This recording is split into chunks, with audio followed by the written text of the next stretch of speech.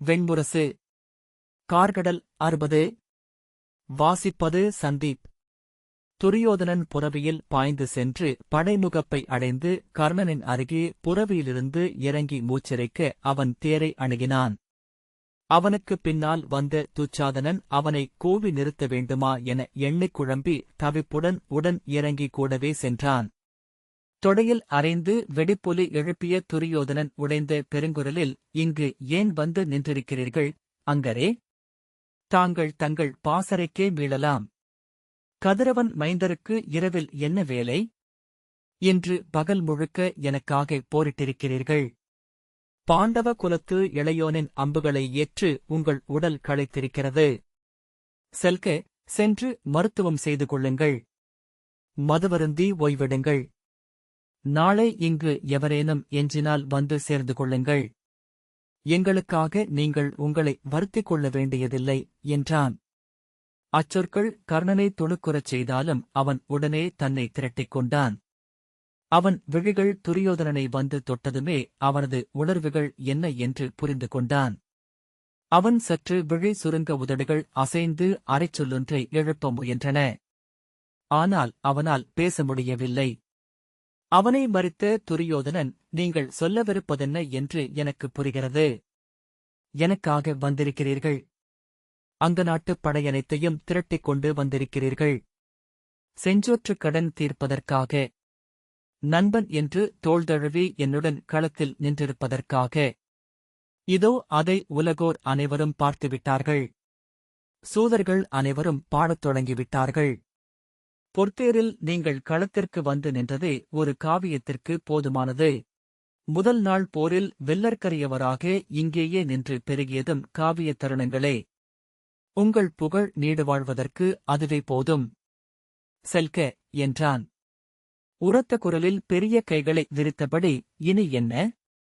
இதோ எஞ்சியிருக்கும் இளையோருடன் நான் இக்களத்தில் நின்று அக்கீழ்மகன்களின் அம்பினால் உயிர் திறக்கிறேன். அது பிறிதொரு காவியம். அதைப் பாடும் சூதர்களுக்கு எங்கும் அவை அளிக்கப்படாது. அவர்களுக்கு பொன்னும் வெள்ளியும் ஈவதற்கு எவரும் இருக்க மாட்டார்கள். ஆயினும் அவர்கள் பாடுவார்கள். புறநகர்களின் மதுவிடுதிகளில், காட்டாளரின் குடியிருப்புகளில் முழவொலித்து அவர்கள் என்னை பாடுவார்கள். ஒலிக்கும் இடத்தை இருளச் செய்யும் மங்கலமழிந்த காவியம். நம்பிய ஆசிரியர்களாலும் தோழர்களாலும் கைவிடப்பட்டு ஓர் அறிவிலா அரசன் களத்தில் மடிந்ததை சொல்வது. அக்காவியம் உங்கள் புகழ்காவியத்துடன் கலக்காமலிருக்கட்டும். கிளம்புக என்றான். நீங்கள் நிலைகுலைந்திருக்கிறீர்கள் அரசே என்றான் கர்ணன். ஆம், நிலைகுலைந்திருக்கிறேன். ஏனெனில் சற்று முன்னர் என் அணுக்கனாகிய இளையோனை அனலில் இட்டுவிட்டு இங்கு வந்தேன். அவன் எரியத் தொடங்குகையில் உணர்ந்து கொண்டேன் உங்கள் உள்ளம் என்னவென்று. அவன் உள்ளம் எப்போது தெரிந்தது தெரியும் அல்லவா? அவர்கள் வாரணவதத்தில் இருந்ததாக செய்தி வந்த அன்று. அன்று முதல் அவன் எனக்கு தம்பியல்லாதானான்.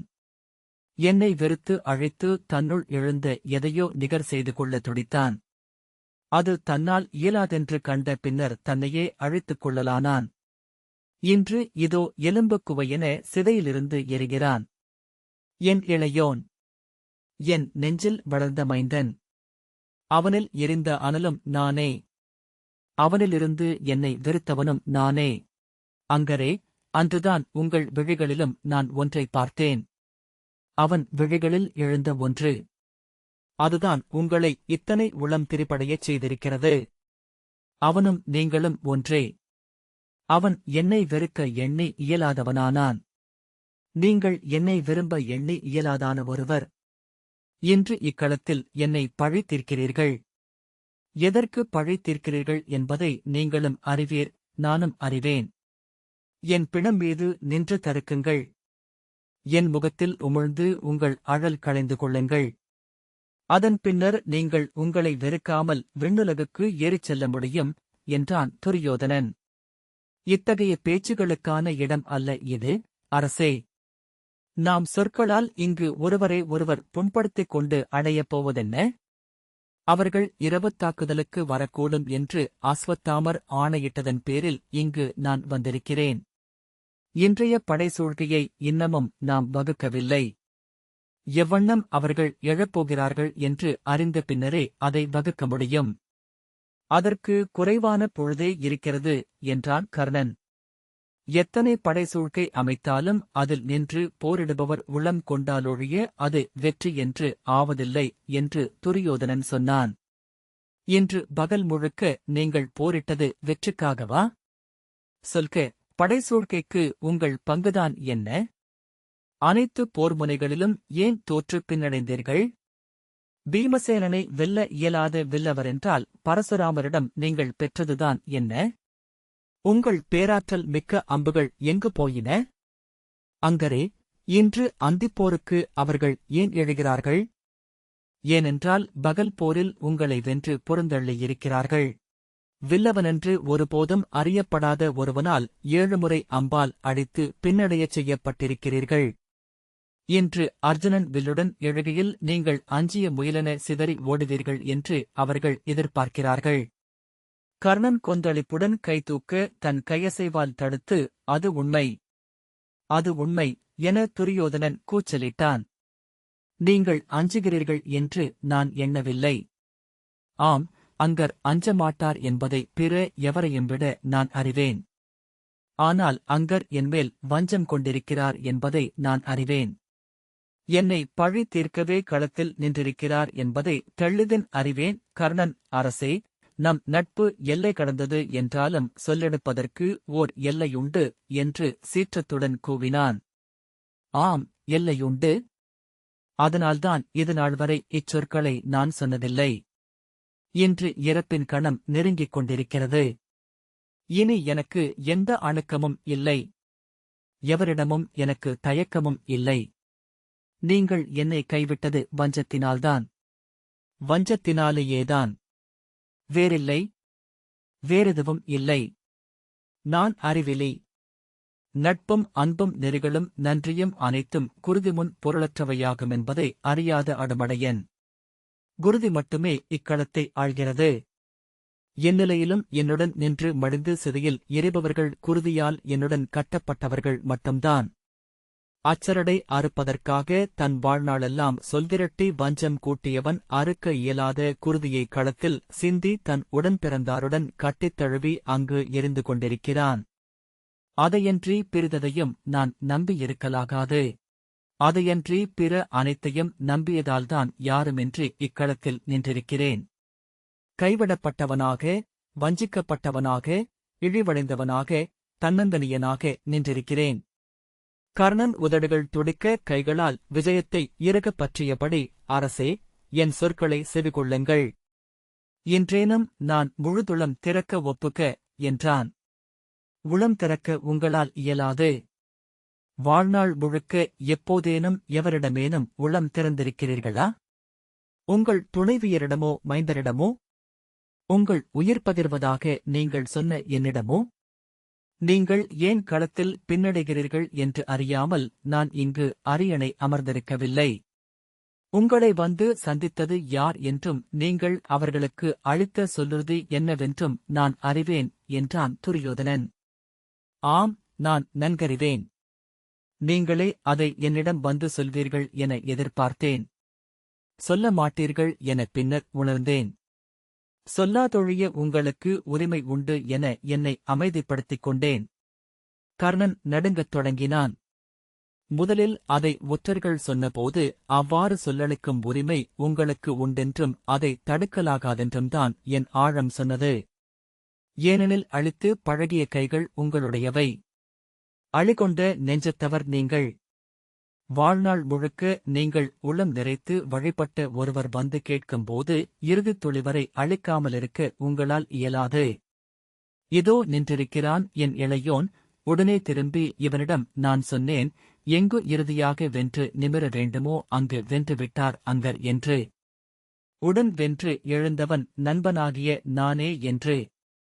ஆனால் என்றபின் குரல் மீண்டும் உடைந்து தழைய விழிநீர் கூக்க துரியோதனன் சொன்னான், என் உடன் பிறந்தார் ஒவ்வொருவராக களம்படுகையில் அவர்களுக்கு வில்வேலி என நின்றிருப்பீர்கள் என்று நான் நம்பிய நீங்கள் தோற்றுப் பின்னடைகையில் என்னால் பிறிததையும் எண்ண இயலவில்லை. அங்கரே, என்னை பொறுத்தருள்க. விழிநீரைத் துடைத்தபின் துரியோதனன் தொடர்ந்தான், நீங்கள் அளித்த சொல் எதுவாயினும் ஆகுக. ஆனால் களத்தில் பின்னடையாதீர்கள். அழிகூர்ந்து இச்சொல்லைக் கொள்க, களத்தில் விழவேண்டாம். நின்று போருதுக. வேண்டுமென்றால் உயிர் கொடுங்கள். கதிரவன் போல் கைகள் கொண்ட வள்ளலுக்கு அதுவும் உகந்ததே. அருள் கூர்ந்து இழிவடையாதீர்கள். உங்கள் இழிவால் 7 முறை இழிவடைபவர்கள் நானும் என் தம்பியரும் என்றபின் திரும்புக என்று அருகே நின்ற துச்சாதனனிடம் சொல்லி புரவியை திருப்பினான். கர்ணன் பின்னால் அழைத்த குரலை அவன் கேட்கவில்லை. புரவி விரைய அவன் குழல் கற்றைகள் அவிழ்ந்து பறந்தன. அவன் உடல் தளர்ந்து நிலையழிய புரவியின் கழுத்தை பற்றிக் கொண்டான். விரைவு தேரில் அவனை நோக்கி வந்த அஸ்வத்தாமன் வளைந்து நிலைத்து உடன் வந்தபடி அனைத்தும் ஒருங்கிவிட்டன. அரசே, அங்கருக்கும் தந்தைக்கும் எனக்கும் மட்டும்தான் இருளில் ஒலியால் போர் செய்யும் சப்தஸ்புடம் எனும் கலை தெரியும். ஆகவே எங்களுடன் அசுரர்களின் நிறை தேவையில்லை. பிற அனைத்து படைப்பிரிவுகளுடனும் அசுரர்கள் பிரிந்து இணைந்து கொள்ளும்படி அமைத்துவிட்டேன். அசுரர்களின் முழவோசை கேட்டும் ஒளியானையைக் கண்டும் க்ஷத்திரியர்கள் போரிட வேண்டும். நிலவு கீழ்த்திசையிலுள்ளது. அது மேலெழுகையில் பாண்டவர்கள் தாக்குவார்கள் என்று எண்ணுகிறேன் என்றான். உங்கள் தந்தை இப்போரை ஏற்கிறாரா என்று துரியோதனன் கேட்டான். ஆம், அவரிடம் பேசிவிட்டேன் என்றான் அஸ்வத்தாமன். நன்கு தெளிவுறுக. களமெழுந்தபின் அவர் நெறிபேசக்கூடும். எவரைக் கொல்வதென்றும் எவரைப் பேணுவதென்றும் அங்கு நின்று முடிவுகள் எடுக்கக்கூடும் என்று துரியோதனன் சொன்னான். அதிலிருந்த சினக்குறிப்பை புரிந்து கொண்டு அஸ்வத்தாமன் சீற்றம் கொண்டு, தாங்கள் பேசுவது எனக்கு புரிகிறது. ஆனால் இப்போரை இங்கு முன்னின்று நடத்திக் கொண்டிருப்பவர் தந்தை. அதை மறக்க வேண்டாம் என்றான். ஆம், மறக்கவில்லை. அவர் ஒவ்வொரு நாளும் இங்கு புகழ் பெற்றுக் கொண்டிருக்கிறார். அவருடைய எதிரியை பலமுறை வென்றுவிட்டார். அவனுக்கு உயிர்கொடை அளித்து மேலும் பெருகிவிட்டார். பிறர் கொல்லப்பட்டால் அவருக்கென்ன என்றான் துரியோதனன். நான் அவருடன் பேசியாக வேண்டும். உடனே பேசியாக வேண்டும். அஸ்வத்தாமன் குரல் மாறுபட்டு, வேண்டாம், பொறுங்கள் என்றான். துரியோதனன் புரவியை முடுக்கி படைகளினூடாக பாய்ந்து சென்று துரோணரை அணுகினான். அஸ்வத்தாமனும் துச்சாதனனும் அவனுக்குப் பின்னால் வந்தனர். சுபாகு மேலும் பின்னிலிருந்து விசைக்கூட்டி அருகே வந்து, அங்கரிடம் பேசுகையிலேயே உங்கள் நிலையை முற்றாக இழந்துவிட்டீர்கள், மூத்தவரே. அரசர் பேசும் சொற்களல்ல அவை என்றான். ஆம், இவை கீழ்மகன் பேசுபவை, கல்லாக் களிமகனோ காட்டு அசுரனோ பேசுபவை. அரசனாக நின்று சலித்துவிட்டேன்.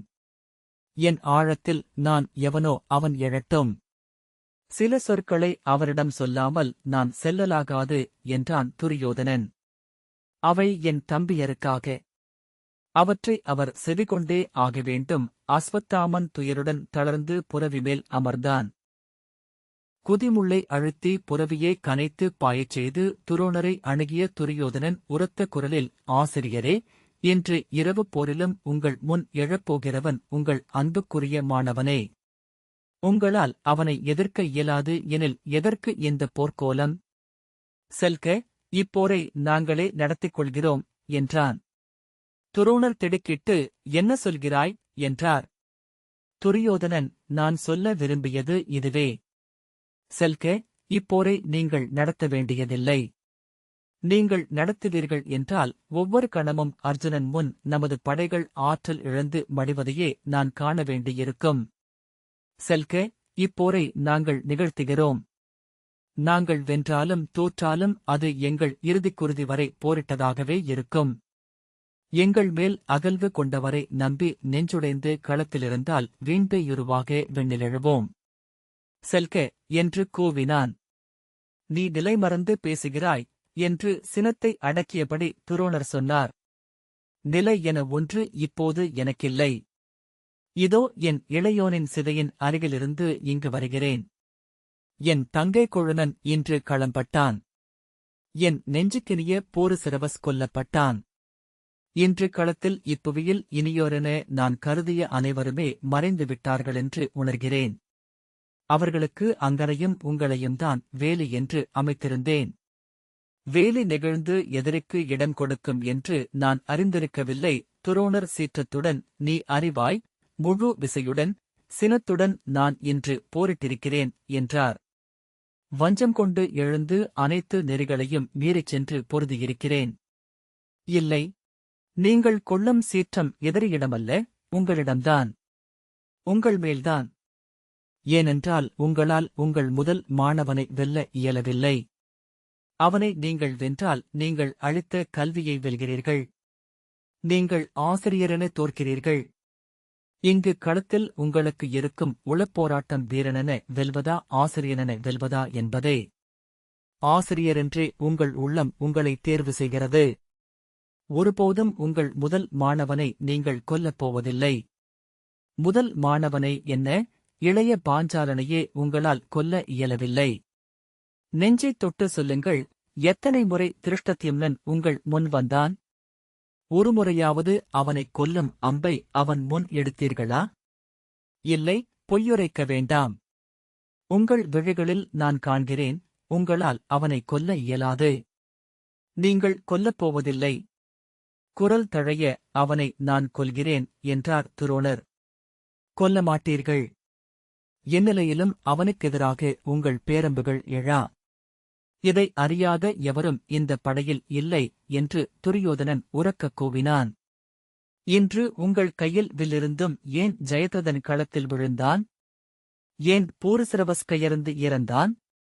என் இளையோர் ஏன் மண்படிந்து கிடந்தனர்? உங்கள் உள்ளம் எங்களுக்காக கனியவில்லை. உங்கள் உள்ளாழத்தில் நீங்கள் எங்களுடன் இல்லை. இன்றல்ல, மாணவனாக உங்கள் குறுநிலையில் பயில வந்தபோதே நான் உணர்ந்த ஒன்று, நான் உங்கள் உள்ளத்தில் இல்லை என்பது. இந்தப் போரில் கௌரவர் வெல்வதனால் நீங்கள் அடையப் போவது எதுவும் இல்லை. போருக்குப் பின் மைந்தனுக்காக உத்தர பாஞ்சாலத்தை பேசி வாங்குவதற்கு உங்களால் இயலும். கைமாறு செய்ய உங்கள் மாணவர்கள் உங்களுடன் நிற்பார்கள் என்றான். துரோணர் கடும் சினத்துடன் வில்லை எறிந்து, அறிவிலி, இச்சொற்களுக்காக உன் நாவை அறுப்பேன் என்றார். ஆம், இது ஒன்றைத்தான் எதிர்பார்த்தேன். இத்தனை வஞ்சக்கரவுடன் என் தரப்பில் நின்று போரிடுவதை விட வில்லெடுத்து என்னை எதிர்த்து வாருங்கள். என் நெஞ்சக்குலை பிழுதெடுத்து வீசுங்கள். அதுவே உங்கள் மாணவனுக்கும் உகந்ததாக இருக்கும் என்று சொன்னபடி நெஞ்சு நிமிர்த்தி துரோணருக்கு எதிராக சென்றான் துரியோதனன். மூத்தவரே என்று தோள்பற்றிய துச்சாதனனை தட்டிவிட்டுவிட்டு, நீங்கள் என்னை கொல்லலாம். ஆனால் என் உள்ளத்தில் எழுந்த இந்தச் சொற்கள் உங்கள் ஆத்மாவை அறைந்தபடிதான் இருக்கும். உங்கள் ஆற்றலின்மையால் அல்ல, உங்கள் அன்பின்மையால் கொல்லப்பட்டவர்கள் என் இளையோரும் ஜெயத்ரதனும் பூரிசிரவசும். உங்கள் மாணவர்கள் வென்றெழ வேண்டுமென்று உங்களால் கைவிடப்பட்டவர்கள் அவர்கள் என்றான். இதோ எதுவும் நடவாதவர் போல் நீழ்த்தாடியை நீவியபடி தேர்தட்டில் அமர்ந்திருக்கிறீர்கள். இந்த நடிப்பு எதற்காக? இது போர். இங்கு ஒரு கணத்தில் அனைத்தும் திரை கலைந்து விடுகின்றன. உங்கள் தவமும் சீற்றமும் இருவகை நடிப்பென்று காட்டிக் கொடுத்து விடுகின்றது உங்கள் தயக்கம் என்றான் துரியோதனன். என்னை இழிவு செய்யும் பொருட்டு இங்கு வந்திருக்கிறாயென்று எண்ணுகின்றேன். அவ்விழிவை நான் ஏற்றுக்கொள்ளவில்லை.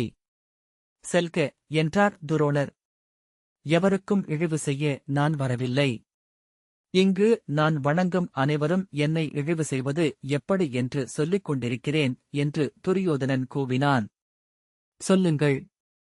உங்களை மீறி இன்றைய அழிவுகள் நிகழ்ந்ததென்றால் நீங்கள் கற்ற விற்கல்வியின் பொருள் என்ன? உளம் தொட்டுச் சொல்லுங்கள். இங்கே அஸ்வத்தாமன் அம்புபட்டு வீழ்ந்திருந்தால் உங்கள் நிலை இப்படியா இருந்திருக்கும்? அவன் அவரை நோக்கிச் சென்று நெஞ்சை நிமிர்த்தி, என் விழித்தொட்டுச் சொல்லுங்கள் ஆசிரியரே, அஸ்வத்தாமனை கொல்வதில்லை எனும் சொல்லை நீங்கள் இளைய பாண்டவனிடமிருந்து பெற்றீர்களா இல்லையா என்றான். ஆம், பெற்றேன் என்றார் துரோணர். சினத்துடன் முன்னெழுந்து வந்த அஸ்வத்தாமன், தந்தையே, என்ன இது? நீங்கள் வாழ்நாள் முழுக்க என்னை தொடரும் பெரும் சிறுமையை என்மேல் ஏற்றிவிட்டீர்கள் என்றான். ஆம், நான் தந்தை. தந்தையன்றி பிறிதேதுமில்லை. நாடும் கலையும் நெறியும் தெய்வங்களும் கூட என் மைந்தனுக்குப் பின்னரே எனக்கு ஒரு பொருட்டு. இப்போருக்கு எழுவதற்கு முன்னரே அவனிடம் சொல் பெற்றேன், ஒருபோதும் அவன் என் மைந்தனை கொல்லலாகாதென்று. ஒருநாள் அவர்கள் இருவரும் களம் நின்று போரிடுவார்கள் என்று எனக்குத் தெரியும். ஆகவே நான் அதை கோரிப் பெற்றேன் என்றார் துரோணர். துரியோதனன், அதற்கு மாறாக நீங்கள் அவனுக்கு அள்ளி அள்ளி அளித்துக் கொண்டிருக்கிறீர்கள். இக்களத்தில் எங்கள் உயிரை, உங்கள் இனியவர்களின் உயிரை, இந்த படைப்பிரிவின் அத்தனை பேரையும் கொடுத்துக் கொண்டிருக்கிறீர்கள். எங்கள் அத்தனை பேரையும் அந்த அடையிலாத பெரும்பளவில் அள்ளிப் போட்டுக் கொண்டிருக்கிறீர்கள் என்றான். துரோணர், இல்லை, அதற்கு நிகராக நான் எதுவும் அவனுக்கு சொல்லளிக்கவில்லை என்று கூவினார். இந்தப் பெரும்பழியை நீ என்மேல் சுமத்தலாகாது. நான் தந்தை என்றே இக்களத்தில் நிற்கிறேன். என் மைந்தனை காத்துக்கொண்டே போரிடுகிறேன். ஆம், பிற எவரையும் விட என் மைந்தன் எனக்கு முதன்மையானவனே. ஆனால் ஒரு கணமும் இப்போரில் நான் எதையும் விட்டுக் கொடுக்கவில்லை. என் முழு ஆற்றலுடன் இக்களத்தில் நிற்கிறேன். நீயே அறிவாய் இந்த 2 நாட்களில் நான் இழைத்த அழிவு என்னவென்று. நீங்கள் ஒரு பெருவீரனைக் கூட அவர்கள் தரப்பில் கொல்லவில்லை என்று துரியோதனன் சொன்னான். துருபதரையோ திருஷ்டத்யும்னையோனை பாண்டவர்களில் 5 ஒருவரையோ, ஏன் சாத்யகியையோ சிகண்டியையோ கூட. ஆசிரியரே, பாண்டவ மைந்தரில் ஒருவர் கூட உங்கள் கைகளால் கொல்லப்படவில்லை. சாத்யகியிடம் தோற்று நீங்கள் பின்னடைந்த செய்தியை கேட்டதுமே எண்ணினேன், அது சாத்யகியின் வெற்றி அல்ல, உங்கள் தோல்வி என்று. நீங்கள் தோற்றது உங்கள் உளவீழ்ச்சியின் முன் என்றான். சாத்யகியிடம் நான் தோற்கவில்லை என்று துரோணர் சொன்னார். அவனை அப்போதே நான் கொன்றிருக்க முடியும். ஆனால் அவன் விழிகளில் இருந்த நீர் என்னை தடுத்தது. அவன் தன் மைந்தருக்காக அழுது கொண்டிருந்தான். துரியோதனன், எதுவானாலும் பின்னடைந்தீர்கள் என்பதே உண்மை. சாத்யகியிடம் துரோணர் தோற்றுவிட்டார் என்றால் அவர்கள் எதைத்தான் இனி அஞ்ச வேண்டும் என்றான். அஸ்வத்தாமன் உரத்த குரலில் ஊடே புகுந்தான். அரசே, தந்தை அளித்த அச்சொல்லைப் பற்றி எனக்குத் தெரியாது. அச்சொல்லால் 100 முறை சிறுமை கொண்டு கீழ்மகனென நின்றிருக்கிறேன். இது என் வஞ்சம். இப்போரில் இனி நான் நெறி என்றும் அழி என்றும் எதையும் எண்ணப் போவதில்லை. எப்பழி கொண்டாலும் தயங்கப் போவதில்லை என்றான். மைந்தா என்றபடி அவன் சொற்களை தடுத்தார் துரோணர். வஞ்சனங்கள் உரைக்காதே. வஞ்சனங்களுக்கப்பால் நிகழ்ந்து கொண்டிருக்கிறது இப்போர் என்றார். அஸ்வத்தாமன் தளர்ந்து, என் வஞ்சம் ஒரு நாளும் அழியாது. என்மேல் என் தந்தை சுமத்திய கீழ்மையை இரவாதொழிந்து பிறவாது நிலைத்து இந்நிலத்தில் நின்று நீக்கிக் கொண்டிருப்பேன் என்றபின் தலை குனிந்து கண்களை அழுத்தி விழிநீரைத் துடைத்து தேரை திருப்பி விரைந்து சென்றான். துரோணர், நான் உன்னிடம் என்னதான் சொல்வது? இந்தப் போரில் நான் என் இறுதி அம்புடன் போரிடுவேன். இங்கு திருஷ்டத்யும்னனையும் துருபதனையும் கொல்வேன். இக்களத்தில் ஓர் அம்பையும் மிச்சம் வைக்க மாட்டேன். இதற்கப்பால் ஒரு சொல்லை உனக்கு நான் அளிப்பதற்கில்லை என்றார். துரியோதனன் உடல் தளர்ந்து, சொற்கள் எதையும் நம்பும் நிலையில் நான் இல்லை. அனைத்துச் சொற்களிலிருந்தும் உயிரை உறிஞ்சிக் கொள்கிறது இக்களம். வெற்றுச் சொற்கள், வெற்றுத் திட்டங்கள், வெற்றுக் கனவுகள். வீண். இக்களத்தில் நான் கொண்ட அனைத்தும் வீணாகிக் கிடக்கின்றன என்றபின் புரவியை திருப்பி விரைந்து சென்றான். துச்சாதனனும் சுபாகுவும் அவனைத் தொடர்ந்தனர். தொலைவிலிருந்து அவனை நோக்கி வந்த கர்ணன் தேரை திருப்பி எதிரே நின்று, அரசே, உங்கள் சொற்கள் எந்த அனலிலிருந்து எழுந்தன என்று எனக்குத் தெரியும். நான் ஒன்றே சொல்வதற்கிருக்கிறது என்று உரத்த குரலில் சொன்னான். ஆம், நான் அளித்த சொற்களுக்கு கட்டுப்பட்டிருக்கிறேன். ஆகவேதான் களத்தில் தோற்றேன். இம்முறை முழுதூக்கத்துடன் எழுவேன். இன்று பாண்டவர்களை களத்தில் வெல்வேன். அர்ஜுனனை இன்று கொல்வேன். இன்றே என் நச்சம்பை கையிலெடுப்பேன். இது என் ஆணை என்றான். துரியோதனன், நான் உங்களை மீறிய சொல்லதையும் உங்களிடமிருந்து பெற விரும்பவில்லை என்றான். இல்லை, இது என் உளம் எழுந்து நான் அளிப்பது. நானே சினந்து எடுக்கும் வஞ்சினம். இன்றைய போரில் நான் என் முழு அம்புகளுடன் வெளிப்படுவேன். இன்று பாண்டவர் களத்தில் தாங்கள் ஒரு நாளும் காணாத பேரழிவைக் காண்பார்கள் என்றான். துரியோதனன் திரும்பி நேர்வழியால் நோக்கி, இன்று உங்கள் அரவம்பு எழுமா என்று கேட்டான். ஆம், எழும். ஐயமே வேண்டாம், இன்று அரவம்பு எழும் என்றபின் கர்ணன் திரும்பிச் சென்றான். இந்த வாசிப்பை கேட்டதற்கு நன்றி.